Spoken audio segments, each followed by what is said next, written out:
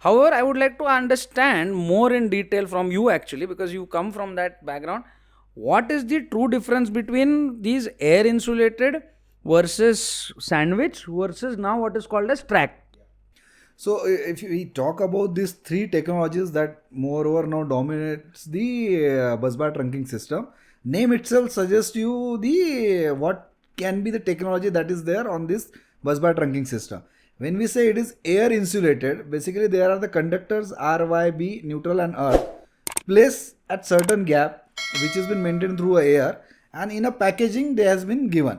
So you have a gap between the conductors and through them the current passes in. So basically, air is the insulation. Insulation. That's all. That's all. And then you packed in inside a smaller cabinets and enclosures basically, and then put it as a busbar trunking system.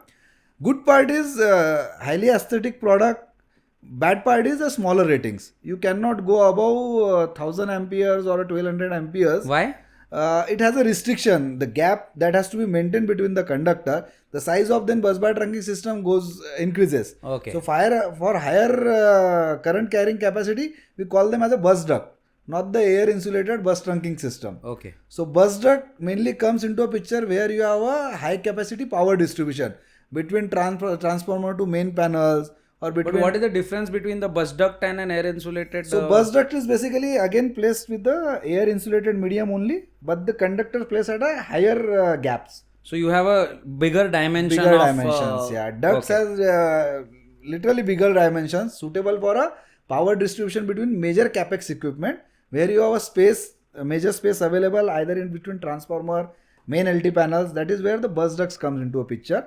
And then air insulated was mainly put for the rack distribution. Smaller footprint size can be given inside a data hall, and then the distribution But can what carry. do you mean to say that air insulated bus trunking came into existence only for data center applications? Not really. Wherever you have a final lag of a distribution, that is where air insulated makes sense.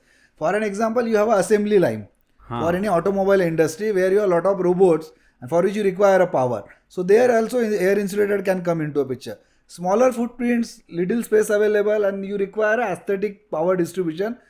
Don't want to bring the cable inside. That is where air insulated started coming in. Then the innovation happened on the technology, and sandwich busbar trunking system comes into a picture. Sandwich is nothing but all your conductors placed one above in a sandwich manner, and basically segregated with a certain level of insulation. Exactly what that material, probably OEMs will be in a better position to tell that, but various OEM use various kind of insulating material, but the conductors are sandwiched all together, so that reduces your footprints like anything. So yet your current capacity is very remains high. the same. Yeah. Okay. So this bus trunking system in a sandwich manner can carry current till 4000 ampere as well. So you nowadays see a lot of capex equipment distribution also happens through a sandwich busbar trunking systems. You have a transformer which are connected to a main LT panel through a sandwich busbar trunking system, or a sandwich trunking taking complete power across the building through the bus Would it risers be and also all. advantageous by using sandwich that your turning radius of aluminum cables can be compressed by Yes, using this, yes. because your sandwich can At the 90-degree bends and all, you can manage very that. well manage. But yes, of course, you require a lot of engineering. You need to first fix the position of the equipments. Accordingly, you have to make the routes. If there is a change in any of the location, then complete engineering goes on a toss. So it has to be planned in a very systematic way. A lot of engineering do involves, and that is where the expertise, the people who are integrating it, or the OEMs generally govern this space. It is not like you have wherever you want to install your capex equipment and then pulling a cable. That's the simplest way. So you got to pre-design everything, everything. predict everything, Yeah. and that's something at the design stage or a project implementation design stage where you need a proper knowledge of all of this. Exactly. Okay. So these are basically two air insulated and sandwich busbar trunking system. When it comes to a major capex equipment distribution, perfect technology is working pretty fine. Now we are talking about the distribution to a final equipment. For data center, it's a rack. So there you require a lot of flexibility, and similar thing is applicable to other industries as well. Like we talk about the assembly line and all. There people what started the facing, wherever they require a power, they require a flexibility. At the moment they have rack at one particular place, but that rack can move to other place as well based on the application requirement or the customer requirement. That time sandwich and air insulated had one constraint. They have a fixed number of holes on a given length of a bus trunking. So for generally this comes in a 3-meter piece, and a 3-meter piece you require to maintain a minimum 500 gap between the tap up points. So these tap up points basically come from the OEM, from their factory itself, and you have to maintain that gap. And that is where you have a fixed number of tap up boxes that generally goes on this 3 meters length. So for sandwich and air insulated, there was a restriction. You cannot have more than 5 boxes on given length of 3 meters. In air insulated, some OEMs started giving 6 to 7 numbers as well, but then that's the maximum number that you can have. Second constraint was flexibility of changing this in a operation mode. So in case some tap up box fails down and you want to change it, you need to completely switch off the power from the bus trunking system and then remove it. So considering all this considered, the innovation happens on this field, and then the trackways come into a picture. Again, trackway with a name, it suggests these are the tracks.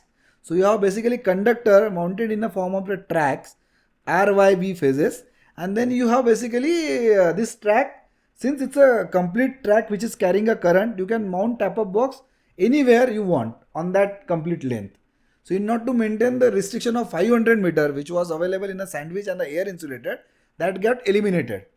Because the complete track is insulated itself, you can mount the tap up boxes at the given anywhere on the trackway.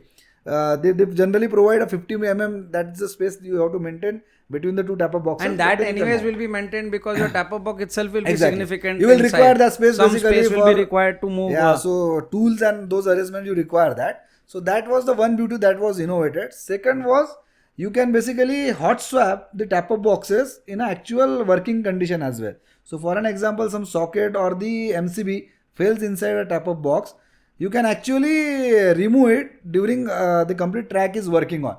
It is because the contacts that is been given on the trackways are basically meant for the higher insulation class, and that is where you don't have a problem when you of hot swap. arcing or anything. Yes. Nothing happens inside That is the been fixing and removing.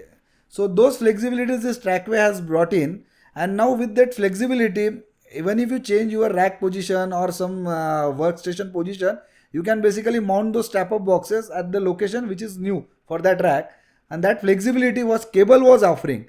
It's same given into a trackway, but with more aesthetic way and more safer way.